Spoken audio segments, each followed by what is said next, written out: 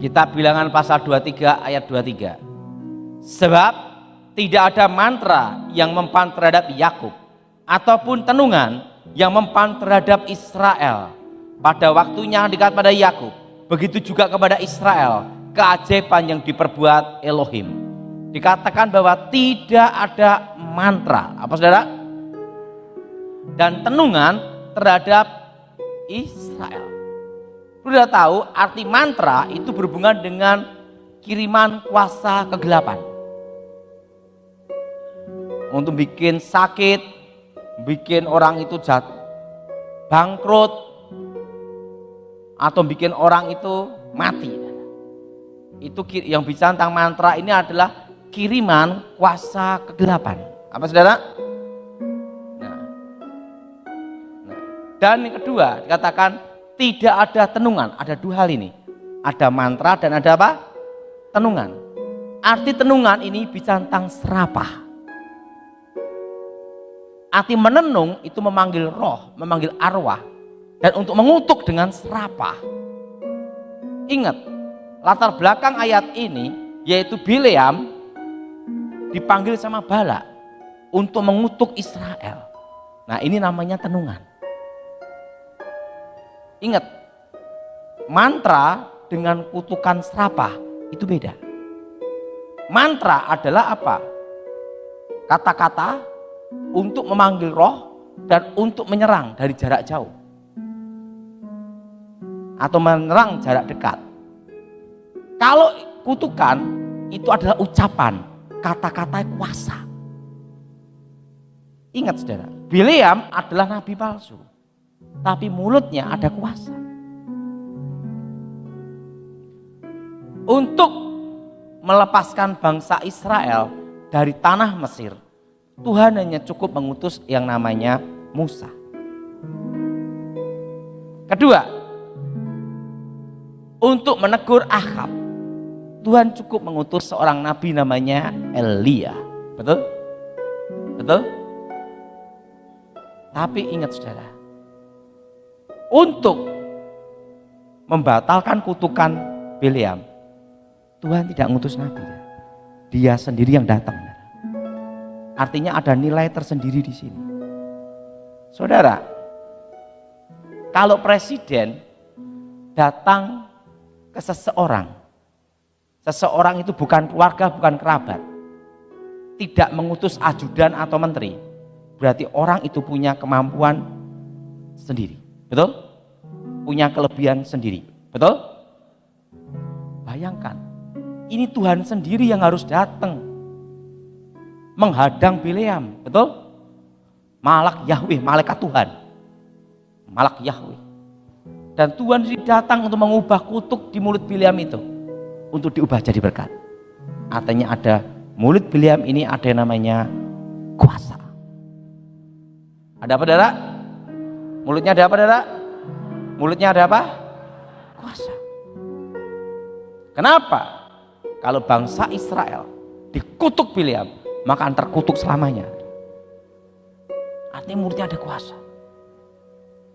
Nah, saudara, dan kutuk itu diubah Tuhan menjadi berkat. Sebelum saya bertobat, saya dilatih dan diajar guru saya bahwa ada satu kutukan yang tidak bisa dibatalkan oleh mantra apapun dan tidak bisa dibatalkan oleh ruwatan atau sajen apapun. Hanya bisa dibatalkan oleh Yang Maha Kuasa. Oleh apa, saudara? Di sini kita bahas tentang arti tenungan. Saudara? Tenungan.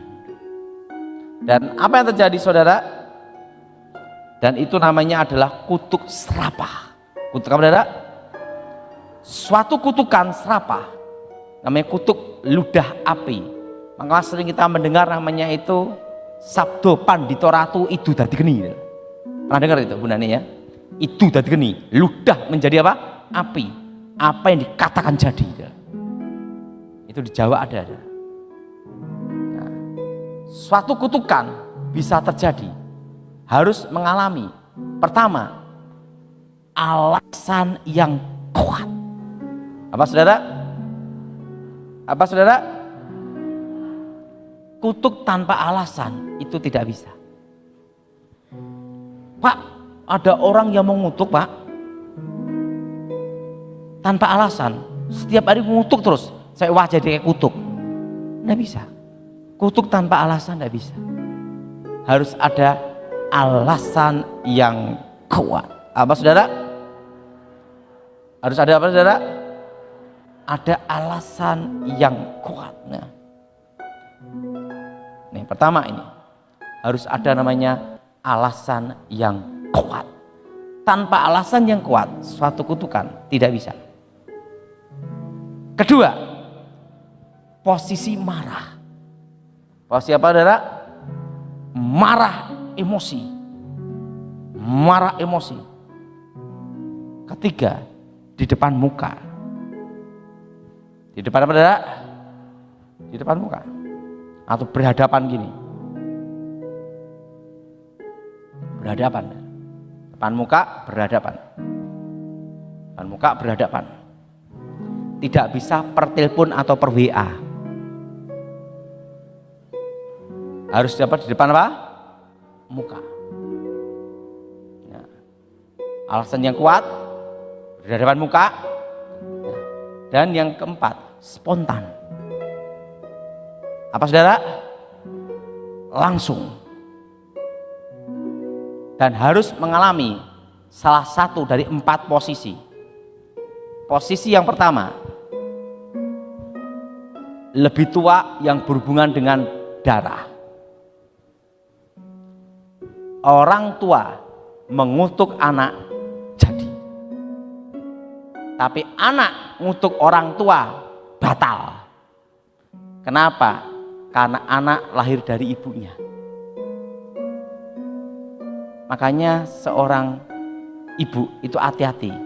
Kalau anak menikah tanpa seizin orang tua, maka pernikahan itu banyak masalah. Apalagi orang tuanya di depan ibunya atau bapaknya ngomong, tanpa restu saya, kamu tidak bahagia. Waktu itu diucapkan, alasan yang kuat, spontan, marah, jadi. Dan itu tidak bisa dicabut. Yang bisa membatalkan hanya Yang Maha Kuasa. Nanti saya beritahu cara membatalkannya adalah.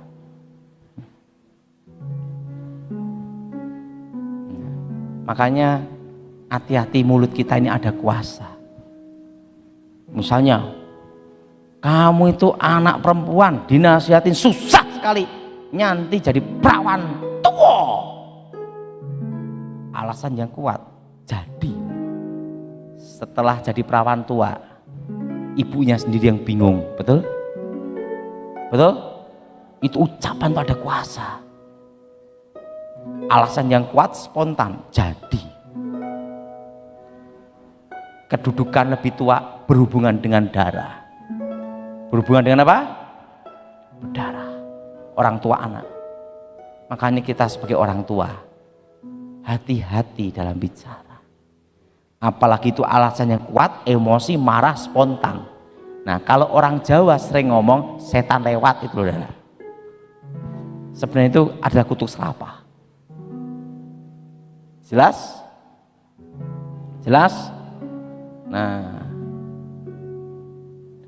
ada suatu kisah nyata tentang warisan. Ada seorang ibu punya anak 4. 1 laki, 2 perempuan, 3, 4 laki. 3 anaknya semua sudah berkeluarga, keluar rumah semua. Ya, si bungsu tetap di rumah sekalipun menikah, dekat dengan ibunya. Tak beritahu pada saudara, ini rahasianya. Yang warisan yang paling banyak dapat itu yang tinggal satu rumah dengan orang tua. Karena apa? Bisa ngerayu, betul enggak?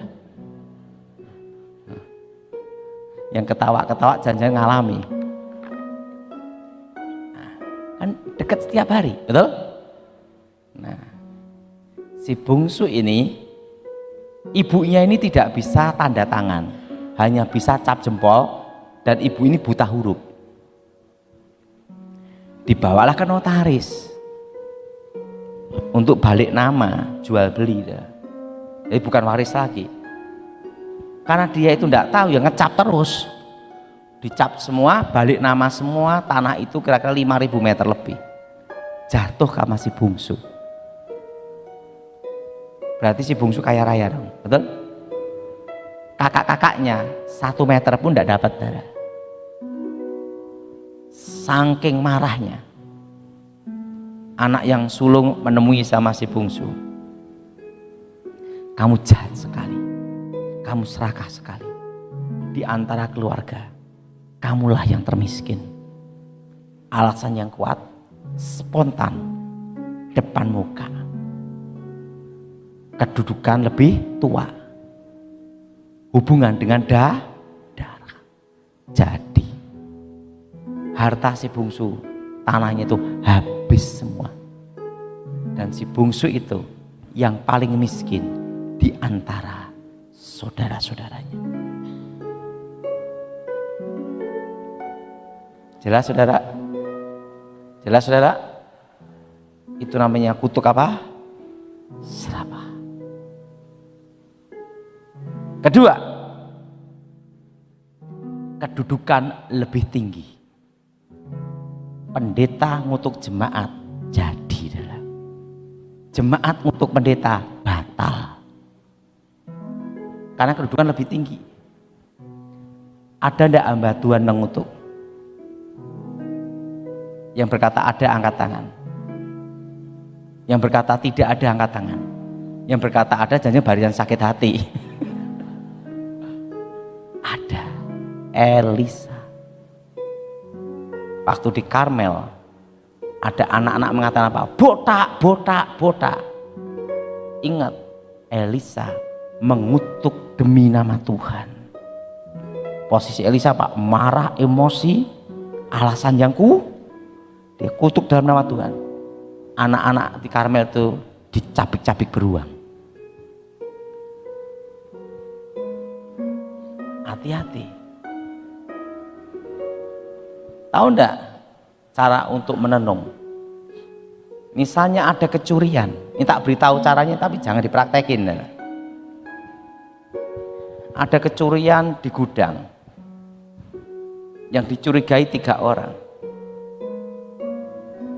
1 satpam, 2 sopir, 3 kepala gudang. Nah, tugasnya dukun itu apa sih sebenarnya? Nah, tugasnya dukun itu ngompor-ngomporin. Bosnya nemuin saya, maka saya akan komporin dia supaya marah, emosi dulu. Wow, bapak kan sudah gaji, sudah gini, biar dia marah, darah. Setelah marah emosi, ingat ya, jangan dipraktekin, darah. Ambil 3 gelas air. Bosnya itu suruh nyumpain kata-kata serapah di air itu. Nanti yang mencuri di gudang saya bangkrut, tabrakan, mati. Kata-kata serapah semua diucapkan di air itu. Sudah diucapin, tapi harus marah, emosi terus. Dan setelah itu tugas dukun apa? Ngomporin doang. Penting api itu menyala, api kegelapan. Sumpah apa? Serah.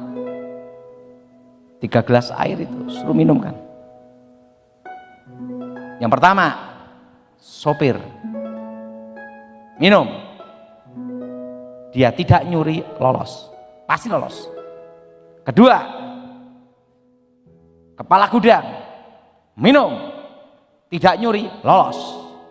Ketiga, satpam minum, dia nyuri, tidak lama pasti mati. Kalau tidak mati apa?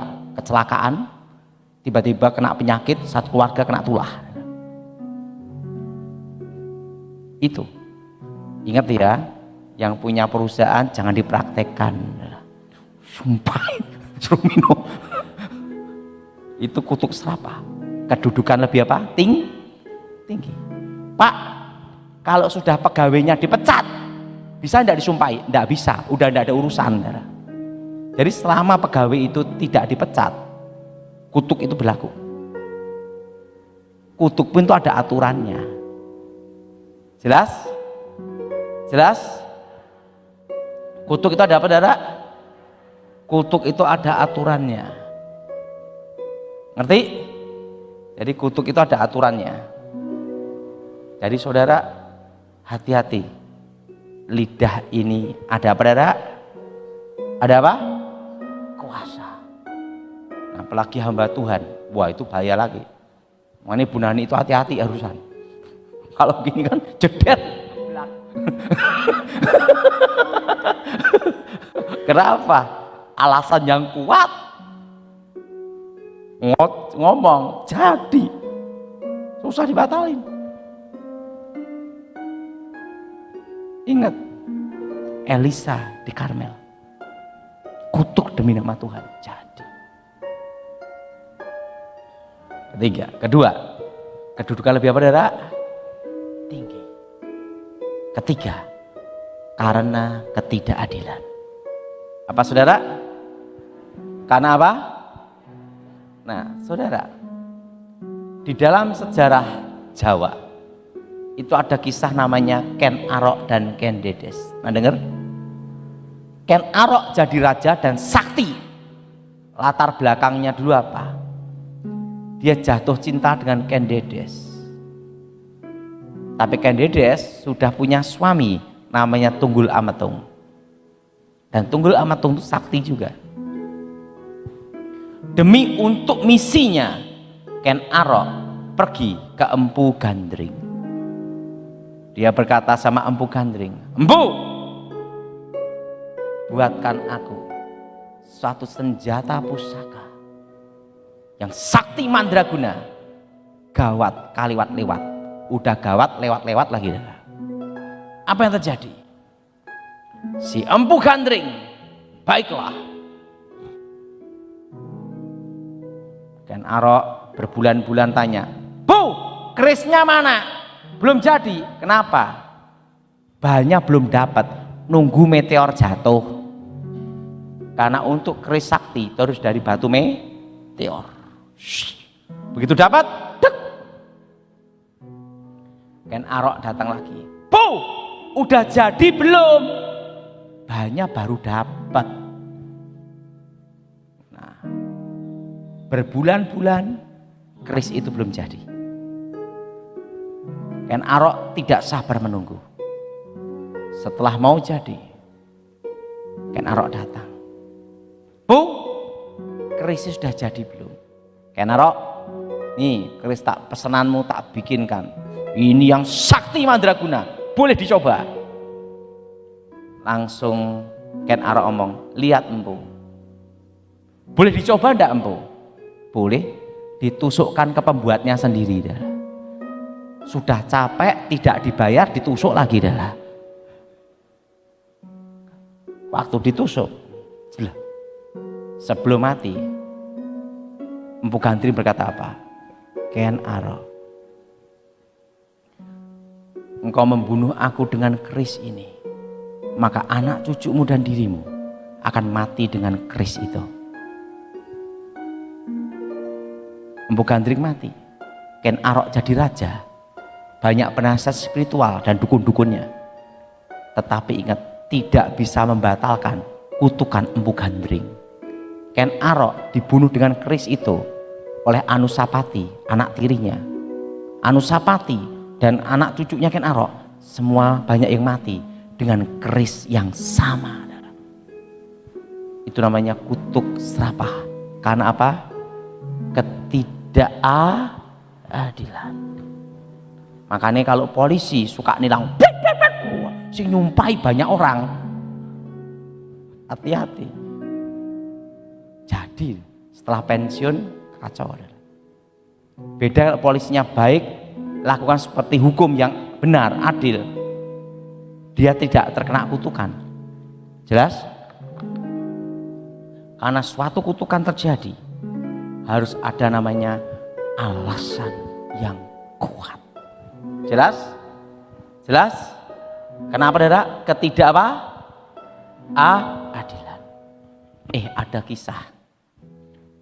Ada seorang ibu, suaminya ini selingkuh, main perempuan terus, tetapi tidak pernah ketahuan.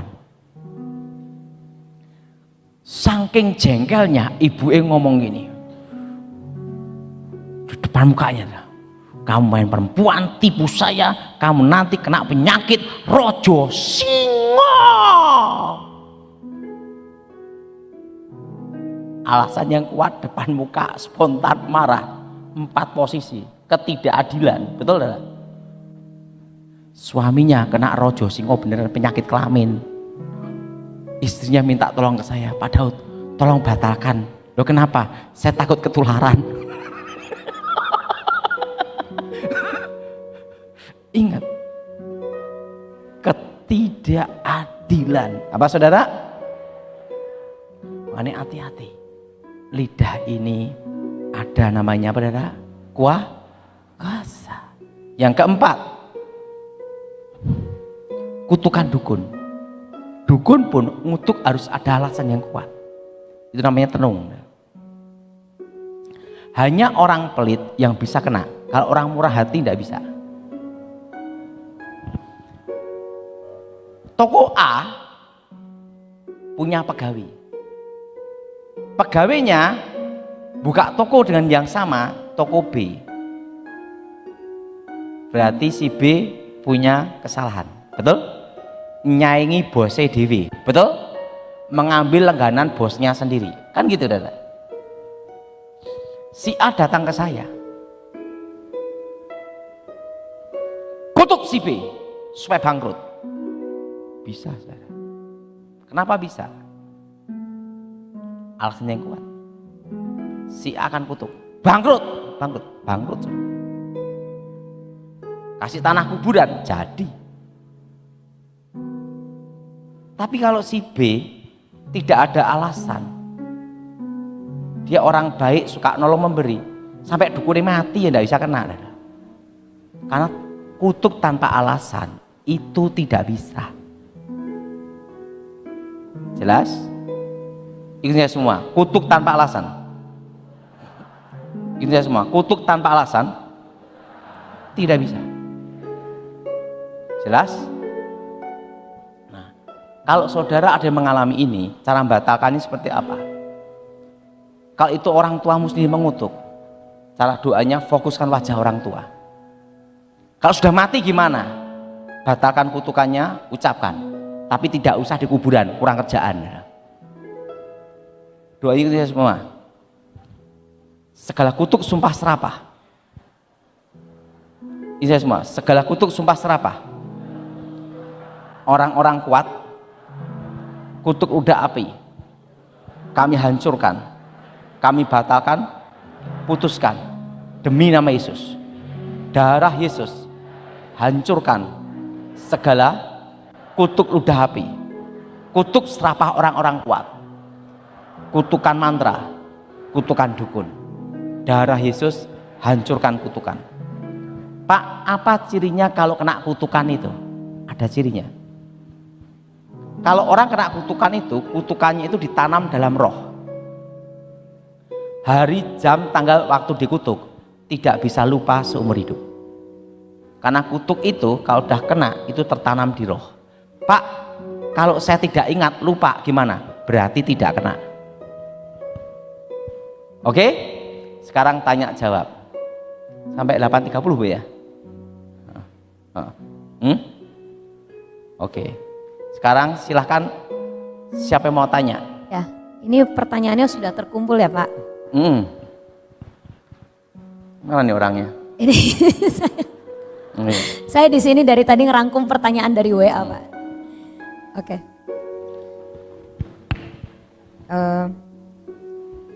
Saya sudah di dalam Tuhan, tetapi masih ada roh-roh dari masa lalu yang datang mengganggu lewat mimpi, biasanya sekitar jam 3 subuh. Apa yang harus saya lakukan? Berarti itu ada ikatan kutuk alam kubur. Berarti orang tuanya atau dia pernah terlibat pemanggilan arwah. Nah itu harus dibatalkan Yaitu demi nama Yesus segala kutuk alam kubur kami batalkan demi nama Yesus. Dan kalau mau tidur doa, darah Yesus sucikan tubuh jiwa rohku, darah Yesus bentengi. Oke, lanjut. Orang tua saya sering mendapatkan benda-benda pusaka, ada yang dikasih orang, ada yang datang sendiri kadang.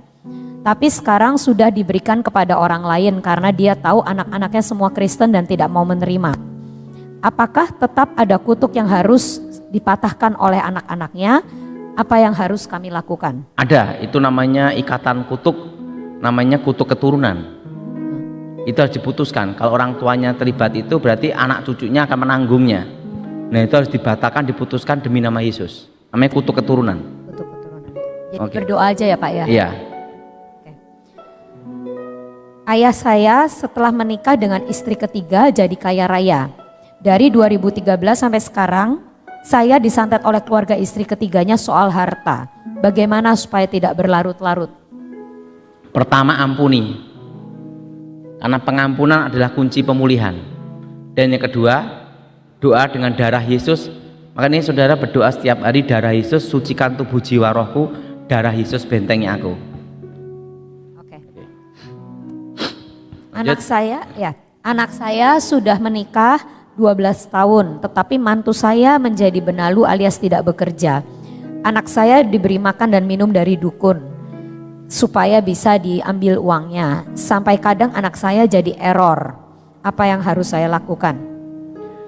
Berdoa, orang tuanya berdoa untuk membuka pikiran anak dan membuka pikiran menantu supaya bertobat. Yaitu doanya darah Yesus buka hati dan pikirannya. Roh Kudus jamah. Ya. Selanjutnya, waktu saya bayi, saya pernah kekurangan darah dan ditransfusi darah. Baru tahu ternyata yang mendonorkan darah ke saya itu anaknya dukun. Apakah saya perlu pelepasan? Tidak. Karena yang berhubungan dengan kutuk itu roh. Jelas? Saya kasih tahu. Ini pengalaman hidup saya. Ini yang belum menikah angkat tangan coba. Yang belum menikah angkat tangan. Saya kasih tahu. Kalau orang belum menikah, inginnya kalau punya istri yang cantik, betul? Laki-laki ingin punya istri yang cantik, kalau perempuan ingin punya suami yang ganteng, betul? Ini pengalaman saya sudah menikah. Waktu kita menikah, perempuan secantik apapun yang jadi istri kita, dikatakan cantik itu hanya 3 bulan. Setelah 3 bulan, yang penting bisa diajak bicara, saling pengertian, mengerti suka dan duka, betul enggak? Sekalipun cantik cerewetnya setengah mati, bojone stroke. Siapa yang setuju angkat tangan? Ini yang mereka yang ngalami semua. Betul ya Bu? Jadi kalau kita sudah menikah, itu penting itu punya istri itu yang bisa memahami dan mengerti. Saya ini bersyukur sama Tuhan. Bersyukurnya apa? Saya punya istri yang baik. Kenapa? Saya baru menikah, baru 1 minggu, langsung ada tugas untuk menjaga presiden, dan saya jarang pulang ke rumah. Makanya anak saya itu ya 1 minggu itulah diberkati Tuhan jadi si Feli. Setelah itu tugas, pulang pergi tugas-tugas sama tim ya. Jadi dalam hidup saya ini ada satu sopir ngomong ke saya, Pak Daud ini dalam hidupnya banyak ketemu laki. Waktu pengamanan presiden, semua tim laki, makan, tidur, kumpul laki, 10 tahun. Tapi ingat, saya bukan homo. Jadi 10 tahun saya ketemunya laki semua, ahli bom, ahli sniper, ahli apa, semua laki. kemana-mana laki, ngobrol laki, ketemu laki, dan saya hanya ketemu perempuan di gereja. Jadi laki terus. Makanya anak saya kedua tuh selisihnya jauh dengan si Feli. Sampai 6 tahun ya, Li, ya. 6 tahun. Kenapa? Tugas. Tapi hebatnya istri saya itu ya tetap gitu aja dah. 10 tahun. Pertama sih yo kaget. Tapi mau tidak mau terima kenyataan kan gitu. 10 tahun. Nah, setelah 10 tahun tugas. Jarang ketemu. Anak saya aja ngerasakan deket sama saya itu baru 3 tahun. Umur berapa Feli ya? 16 ya. Mau 16 aja baru merasakan punya ayah 3 tahun. Ya. Kenapa? Tugas. Ya. Dan saya selalu pindah-pindah ke lokasi ini. Bayangin ya. Dan waktu saya menikah, istri saya tidak tahu kalau saya itu pengaman presiden. Setelah berapa tahun kemudian dipanggil di Cikias sama Pramono Edibo, dijelaskan suamimu sebagai apa gitu. Jarang pulang, kumpulnya timnya laki semua, ke Surabaya, ke Bali, kemana-mana laki semua, ada rombongan laki-laki semua. Nah, jadi di situ saya lihat punya istri penting apa? Bisa mengerti dan memahami, betul? Betul? Betul? Bapak-bapak yang setuju angkat tangan. Iya. Ini kalau bapak-bapak di sini saya kata lebih baik daripada saya. Karena apa? Saya banyak ninggalin keluarga untuk tugas. Tek, saya hanya nengok rumah itu berapa menit aja. Lihat istri anak mati apa hidup gitu tak ada. Oh hidup langsung berangkat. Karena tugas langsung, begitu ada bunyi langsung berangkat. 10 tahun hidup saya seperti itu.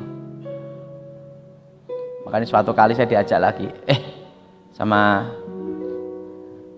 seorang jenderal, gabung lagi dong, mainkan, ikut lagi dong, kita kan, kamu kan jadi bidangnya. Enggak lah. Kenapa? Saya menebus hidup saya untuk anak saya dan istri saya. 10 tahun baru menikah 1 minggu, tidak tahu kalau ibu-ibu di sini ngalami kayak apa dan tidak tahu bahwa suaminya nanti itu gimana. Jadi 1 minggu langsung cabut. Setelah itu setahun, 2 tahun, berapa tahun kemudian baru istri saya dipanggil di Cikias, di rumahnya Pak Edi Wibowo, dijelaskan inilah tugas suamimu supaya istrinya tidak curiga. Tugasnya ini pengaman presiden, ring ini, tugas ini, operasi ini, semua hampir setiap hari saya hanya begitu ada waktu saya ke rumah, meluncur ke rumah, hanya nengok aja. Oh istri hidup, oh anak hidup, udah berangkat. Nah, tapi saya lihat satu hal, orang menikah penting saling mengerti dan memahami. Setuju?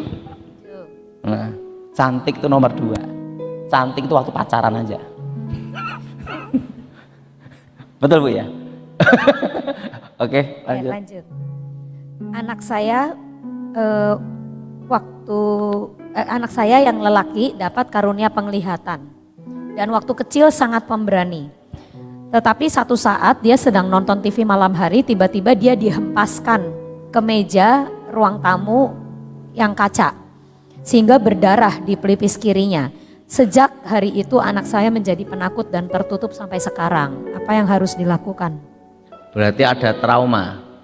Jatuhnya gimana dulu? Katanya badannya tiba-tiba dihempaskan ke meja kaca. Berarti ada 2 unsur di sini.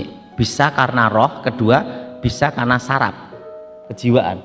Harus dilihat kasusnya dulu. Kalau itu karena roh, biasanya itu anak itu sering kesurupan.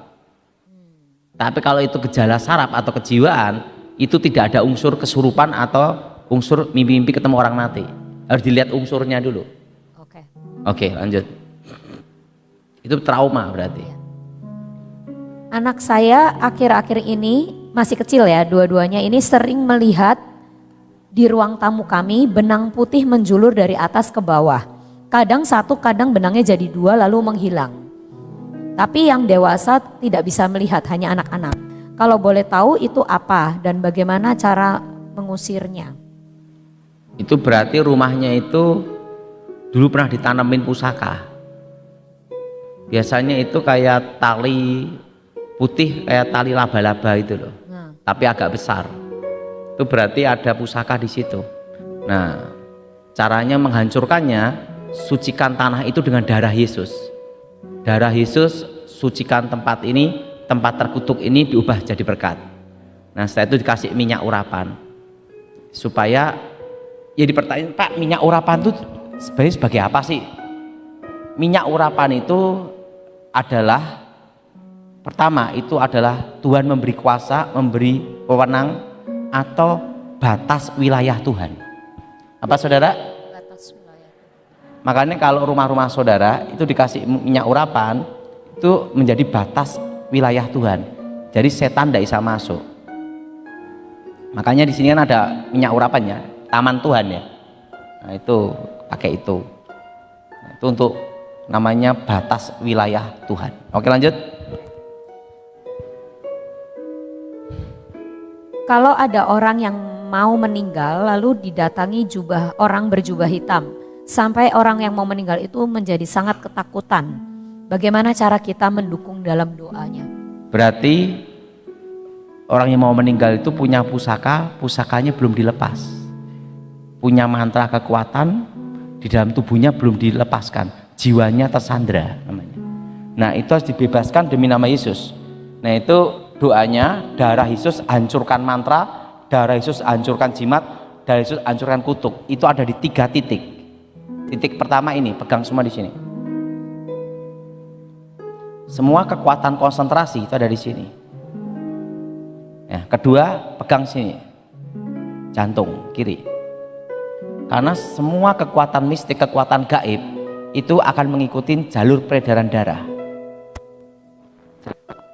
Jelas? Coba semua pegang bagian pusat. Nah, semua kekuatan gaib, kekuatan mistik itu terpusat di pusar. 3 titik pusat itu kalau dikenakan, ilmu sehebat apapun itu akan buyar. Kenapa pusar? Karena manusia waktu belum lahir hidup dari tali pusatnya. Coba pegang, 1, 2, 3. Nah itu. Oke, lanjut. Itu maksudnya dipegang tuh dikasih minyak urapan Pak atau gimana? Lebih baik kasih minyak urapan. Kasih minyak urapan ya. Oke. Saya dulu pernah dipakai oleh dukunnya ibu saya untuk melawan dukunnya mantan suami. Apakah masih ada sisa dan dampaknya sekalipun saya sudah pernah pelepasan? Sebenarnya untuk lepas dan tidaknya itu tergantung iman kita. Kalau kita percaya Yesus, bertobat, lahir baru, dari iman kembali iman, itu sudah bebas. Sekalipun didoain pendeta, sekalipun didoain saya sampai ludah habis, orangnya tidak mau bertobat ya percuma. Itu tergantung dirinya. Oke? Next, pacar saya pernah dipukuli orang sampai telinganya berdarah. Sejak saat itu dia kok sering dengar bisikan di telinga dan di hatinya. Wah, itu sakit saraf. Betulin telinganya. Sakit saraf karena dampak pukulan ya Pak ya? Iya. Oke. Bisakah mendoakan pelepasan untuk orang yang memegang ilmu tanpa ada keinginan dari si pemegang ilmu tersebut? Itu perlu waktu, jamahan Tuhan. Tapi segala sesuatu yang kita doakan itu tidak akan sia-sia. Pasti akan ada waktu Tuhan untuk bertobat. Itu perlu adanya pertobatan dulu dalam pelepasan. Oke, lanjut. Adik saya belajar ilmu gaib. Apakah akan berdampak untuk sanak keluarga atau hanya keluarga inti saja yang bisa kena dampaknya atau tumbal? Ini saya jelaskan terakhir Ibu ya ini ya. Jadi gini, supaya ada gambaran. Ayahnya terlibat dukun okultisme. Anaknya 3, cucu 2. Kalau anak pertama percaya Yesus, bertobat, lahir baru, ini terbebas dari kutuk. Tapi kalau anak kedua, ketiga hanya Kristen tomat, habis tobat besok kumat, kutukan tetap berjalan. Cucunya juga demikian. Untuk lepas dari kutukan itu adalah pribadi. Jelas? Apa saudara?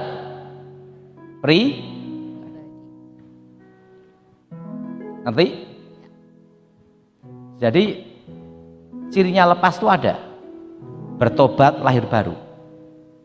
Ya, untuk tahu lahir baru, yang tahu hanya Tuhan dan dirinya. Jadi perlu tahu bahwa pelepasan itu tergantung pertobatan kelahiran baru seseorang. Keselamatan itu adalah individu. Demikian pembebasan kutuk itu juga individu. Oke? 2 lagi. Ya. Kondisi rumah saya sering ada bau-bauan yang datang dan biasanya berpindah-pindah. Baunya seperti kotoran atau bangkai, tapi kadang bau hio. Padahal saya sudah anak Tuhan. Apa yang harus dilakukan? Nah, gini, bau menetap atau lewat. Kalau menetap Ini itu bau got. pindah-pindah Pak katanya. Pindah-pindah. Jadi kadang mungkin di ruang tamu, kadang di dapur gitu. Itu berarti ada yang ngirim kuasa gelap. Ada yang mengirim. Nah, itu didoain darah Yesus hancurkan mantra. Darah Yesus hancurkan. Oke, terakhir. Apakah ada ciri yang jelas dari orang yang disantet? Misalnya bisa dibuktikan secara medis sehingga orang itu sadar kalau dia disantet. Pertama, kalau di rongsen kelihatan benda-benda asing. Paku, jarum, macam-macam kelihatan. Orang pasang susuk di rongsen kelihatan, di MRI kelihatan semua. Jelas? Di rongsen kelihatan. Kelihatan ya. Oke? Mau sekali lagi ya Pak ya? Iya. Apakah orang yang meninggal itu bisa dipanggil arwahnya seperti Saul dipanggil Samuel? Dan ini pertanyaannya juga ada lagi yang kalau kerasukan roh nenek moyang itu benar-benar memang itu roh nenek moyangnya atau kuasa gelap? Kasusnya Saul memanggil Samuel. Sekarang tak beritahu tentang suatu rahasia penting. Dalam pemanggilan roh, suatu roh bisa dipanggil, posisi roh itu lebih rendah daripada sang pemanggil. Ini kita ngomong konteks perdukunan ya. Suatu roh dipanggil, berarti posisi roh itu kedudukannya lebih rendah daripada sang pemanggil. Contohnya, presiden panggil menteri, karena presiden di atas menteri. Betul? Betul? Menteri panggil presiden, besok dipecat, betul enggak? Kurang ajar. Nah, pertama, roh itu dipanggil. Nabi sama dukun posisinya lebih tinggi mana? Nabi. Kedua,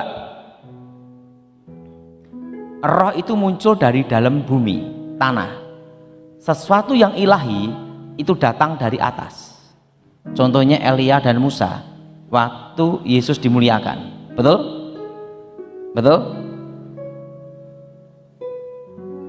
Tetapi hal ini tidak perlu diperdebatkan sebenarnya, karena semua orang itu punya konsep masing-masing. Tapi saya jelaskan pendapat saya. Ketiga,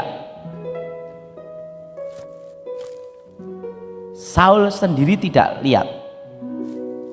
Dia ngomong, "Hei perempuan di Endor, apa yang kau lihat?" "Aku melihat sesuatu yang muncul dari dalam bumi." Kan gitu. Dalam pemanggilan roh, perewangan, yang lihat itu dukunnya. Keempat, nubuatnya tidak terjadi. Roh itu berkata, "Saul, engkau dan keluargamu, anak-anakmu, keluargamu semua mati bersama-sama aku besok."